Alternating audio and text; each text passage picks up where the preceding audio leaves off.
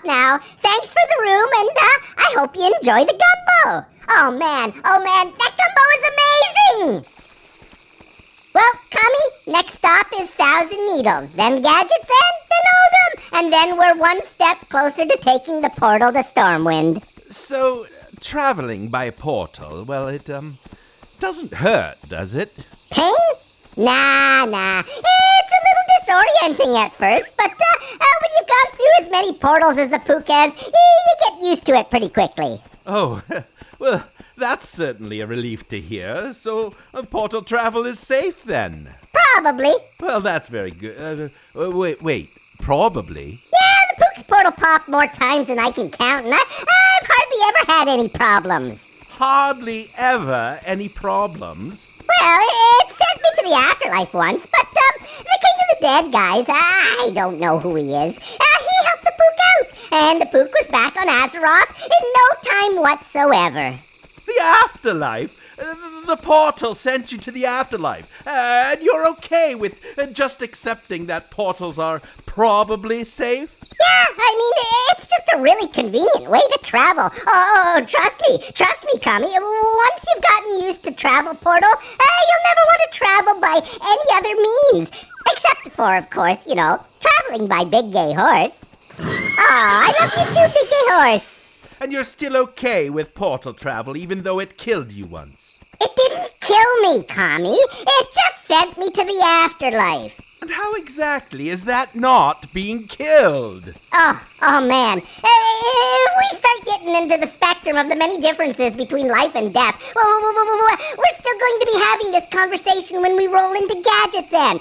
Don't worry, Kami. In a world full of all sorts of magic bullshit, portals are one of the safest forms of magic bullshit going. I've honestly had more magic bullshit problems with alarm clocks than I've ever had with portals. Seriously?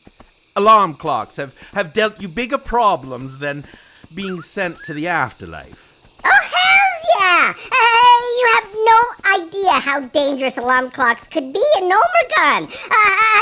A mage sneezes too close to an alarm clock that has an unstable chronometric stabilizer, and the next thing you know, the timeline fractures and there are 3 new ones, and you're in all of them and none of them at the same time. Well, that sounds horrific.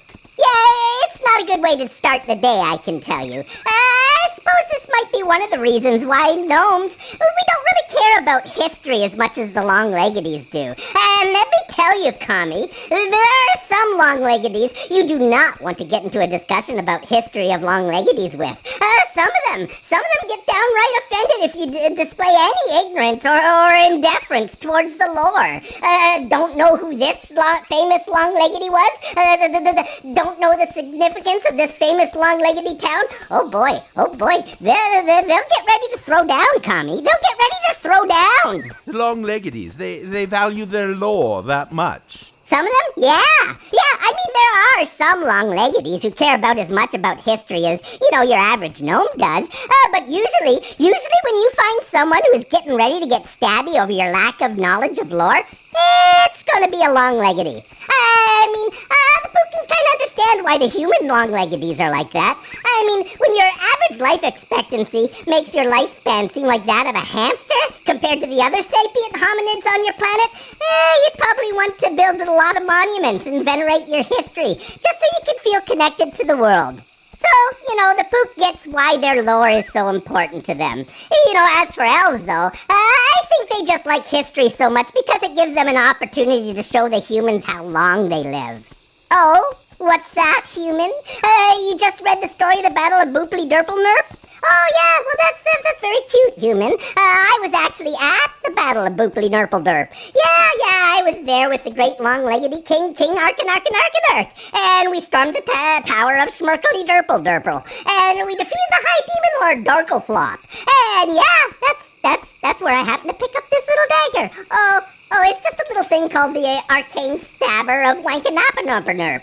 Yeah, I guess you had to be there to appreciate what a moment the event truly was. But look at you learning history from a book. Good for you, human. You learn the lore from your books, and don't let anyone make you feel bad about your expiration date. You do a rather convincing impersonation of an elf. Oh, believe me. When you spend as much time with the long-leggities as the Pook has, you soon come to realize that while all long-leggities are long-leggities, elves are the long-leggediest of them all. Elves are peak long-leggedy, and they're not afraid to tell you that. Meanwhile, the Pook has had so many temporal mishaps in her life, I'm not even sure that I'm still in the same universe I was born into. So since discovering your immortality, I take it you've had quite a number of adventures across time and space. Oh, way before that, Kami. Like I said, gnomes like to tinker. If you give us a clock, we'll tinker with the clockwork mechanism. But if you give us a mana-infused chronometric gravlock, well, we're gonna tinker. We're gonna tinker with the fabric of reality itself. Yeah, engineering misadventure is the leading cause of infant mortality for gnomes. Remember how I told you how I got my name? Yes, you said it was Old Gnomish for Rabbitbane, an honorific you earned when you fought your way out of a rabbit's warren when you were only a toddler. Yeah, well, that shit fucked me up pretty bad. The Pook was absolutely terrified of rabbits for the longest time. I slept with my parents until I was 6 because I had nightmares about the bunnies coming to get me. So one day, I'm in bed. I'm in bed with my mom and my dad, and I'm feeling all cozy and feeling safe from the rabbits. When I realized my dad had set the alarm clock. But the Pook was feeling all cozy and just wanted to keep that feeling going. But I knew the alarm would go off soon, and then I'd have to get up and I'd have to get ready for school. So I reached over and tried to turn off the alarm myself. Tried to? So I take it you were not successful. I was 6 years old. I didn't know how an alarm clock worked. But like I said, gnomes love to tinker. So I'm messing around with this thing, right? That my dad's been tinkering with it since before I was born. So this is one seriously upgraded alarm clock. And I'm just messing around with it, right? Well, next thing you know, I decoupled the manaplasma inverter, which, as you know, caused a temporal breach of the chronocore. So now the Pook has got tachyons flooding the hyperdimensional disenfellification matrix, which, caused a complete fracture of the cheap time crystal that my dad had salvaged out of an old temporal displacement array. I have no idea what any of that means. Oh, I'll tell you what it means. It means the Pook ends up dimensionally displaced, existing in every possible dimension, in every state of being, for like a good 15 seconds. It was like a good 15 seconds, which seemed like a frickin' eternity to a 6-year-old gnome who is still sleeping with her parents because I'm afraid the bunnies will come and get me. And then my consciousness, it kept bouncing back and forth between the multiverses for a while until I finally landed back in my own reality, or at least what I hope is my own reality. That sounds absolutely horrific. I don't recommend it, Kami. So yeah, the Pook meets someone who wants to give me a hard time for not knowing the lore. I just tell them, look, you long-leggedy. The Pook has been to so many realities, I don't even know if I'm living in the right one. Last I heard, some dead elf lady broke a guy's magic hat. Now the king of the long-leggedies is in jail. If that's not historically accurate, then the Pook doesn't know what to tell you. I got 99 problems, but the lore ain't one. So then you've been to entirely different realities, experienced existence in other universes, beheld other dimensions? Yep. And you want to know what the weirdest thing about reality is? This knowledge, it isn't cursed, is it? I mean, if I know the weirdest thing about reality, it won't make me, go mad, will it? I won't see horrible visions or hear terrible whispers for the rest of my life, will I? I don't know. Probably not. Probably not. Well, how the fuck would I know what drives a parrot to madness? You're the first parrot I've met that hasn't pooped on me. Well, do you trust that revealing this secret to me won't curse me with madness and make me start? The Pook will risk it. The weirdest thing about reality is every single universe in the multiverse that has sapient life in it also has its own version of Gilbert and Sullivan. That is, Well, strange knowledge to be gifted with, for sure, but you may rest assured that my bowels remain firmly under my control. You better get off my shoulder. No, I assure you, I'm a little perplexed that the weirdest thing about reality is the universality of Gilbert and Sullivan, but I remain in full and complete control of both my mental and physical faculties. No, we're going to have to dismiss Big Gay Horse. We're heading up to a centaur village, and, well, long story short, these centaurs, not big fans of the Pook. I'm going to have to pass through their territory stealth, or else, we're going to have a lot of four-legged, long-leggedy drama. But what about me? I don't know how to stealth. And the centaurs don't know who Black Craw McGillicuddy is. Nobody but myself, an orc, a couple of ogres, and the Pook knows who Black Craw McGillicuddy is. Perfect, then! You're Black Craw McGillicuddy. The centaurs here have no history with you, so they have no reason to give you any grief. Just be polite and respectful, and they'll let you pass through their territory unharmed. And I take it that your history with the centaurs does not afford you the same courtesy. Which is why the Pook will be stealth. Just be cool, Kami. Stay in character and you've got this.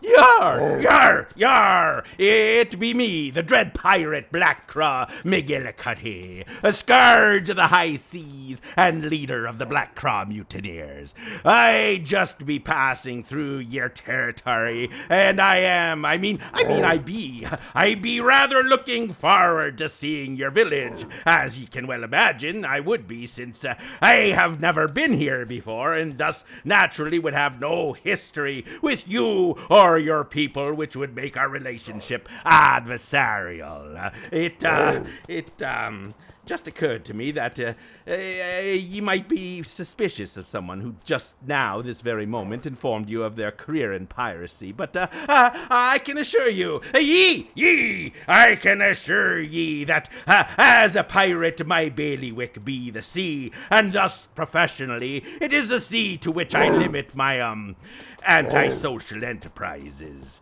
I mean, if I were to be stealing on dry land, well, I wouldn't be a pirate now, would I? No. In fact, I'd just be a common bandit, really. I mean, come now. Who would ever wish to be a common bandit when one could be a pirate? Oh, bandits, they're boorish and pedestrian. Pirates are sexy and dashing. Bandits, well, they're just petty thieves, while pirates be bold and charming adventurers, and Black Craw McGillicuddy be a pirate true and true. And so, if Black Craw McGillicuddy gives ye his word that he will cross through ye lands in peace, then ye can believe that Black Craw McGillicuddy will do ye no harm. Come on, Kami, let's get going. Why did you sap him? Could you not see that my performance had won him over completely? Yeah. I'm sure he was about to invite you to a feast in your honor. Listen, we don't have time to be giving a monologue to every centaur we meet. So if you're going to stop and make with the yap, then the horse boy is going to get the sap. Pook's law. Now come on, Kami. I want to get to the Speedbarge before it's too late. Well, look who it is, Kami. It's the wise and great gnomish diplomat, Krazzle Sprocket. Yeah, it's thanks to this asshole's brilliant skills with diplomacy that the centaurs up there now hate all gnomes and start creating four-leggedy, long-leggedy drama on sight. And now the Pook has to travel through their territory stealth, even though the Pook was nowhere near the Thousand Needles when Krazzle's fool's gold hit the sprocket. Come on, Kami. We're going to talk to Pozik, the goblin, about booking passage to the Speedbarge. Speedbarge? Okie dokie. Let's get aboard the boat and Pozik should get us to the Speedbarge in no time. You can't seriously expect me to get on that somehow floating heap of cobbled-together goblin garbage. Keep your voice down, Kami. Goblins have keen hearing, and skippers tend not to take it too kindly when you criticize their boats. It's a death trap. We'll be lucky to get halfway across before it sinks. Why do you even care, Kami? You're a bird. You can just fly across. Oh, I see, and I'm just supposed to fly across to the Speedbarge and watch my friend drown. No. I can assure you it is your safety that I am concerned about. I'm immortal, Kami. You saw my damn poop bones, for crying out loud. I'm not going to drown. Well, I mean, I might drown, but then I'll just come back to life. I have to walk across the water from wherever the hell the nearest graveyard is. But even then, I have a diving helmet. I'm an engineer, you know. I didn't graduate. I can't get the leather. I just can't find the leather. But I can still build stuff.